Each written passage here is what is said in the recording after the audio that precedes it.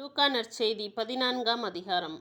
பிறகு உம்மை விருந்துக்கு அழைத்தவரிடம் இயேசு, நீர் பகல் உணவோ இரவு உணவோ அளிக்கும்போது உன் நண்பர்களையோ சகோதரர் சகோதரிகளையோ உறவினர்களையோ செல்வம் படைத்த அண்டை வீட்டாரையோ அழைக்க வேண்டாம். அவ்வாறு அழைத்தால் அவர்களும் உம்மை திரும்ப அழைக்கலாம். அப்பொழுது அதுவே உமக்கு கைமாறு ஆகிவிடும்.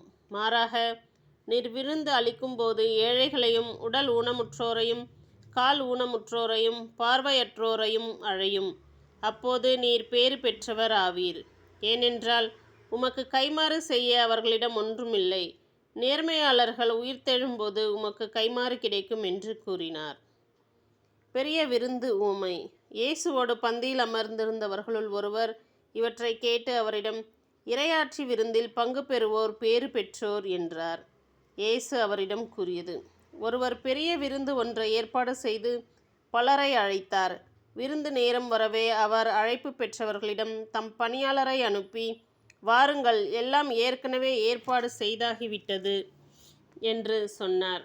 அவர்கள் எல்லோரும் ஒருவர் பின் ஒருவராய் சாக்குப்போக்கு சொல்லத் தொடங்கினர். முதலில் ஒருவர், வயல் ஒன்று வாங்கியிருக்கிறேன், அதை நான் கட்டாயம் போய் பார்க்க வேண்டும், என்னை மன்னிக்க வேண்டுகிறேன் என்றார்.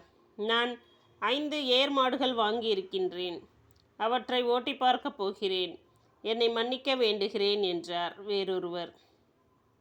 எனக்கு இப்போதுதான் திருமணம் ஆயிற்று, ஆகையால் என்னால் வர முடியாது என்றார் மற்றொருவர்.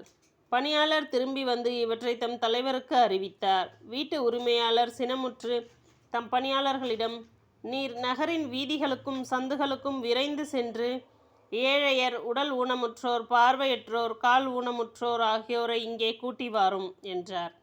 பின்பு பணியாளர், தலைவரே, நீர் பணித்தபடி செய்தாயிற்று, இன்னும் இடம் இருக்கிறது என்றார்.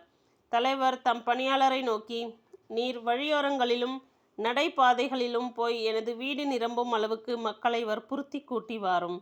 அழைக்கப் பெற்றவர்களுள் எவரும் என்னுடைய விருந்தை சுவைக்கப் போவதில்லை என உமக்கு சொல்கிறேன் என்றார்.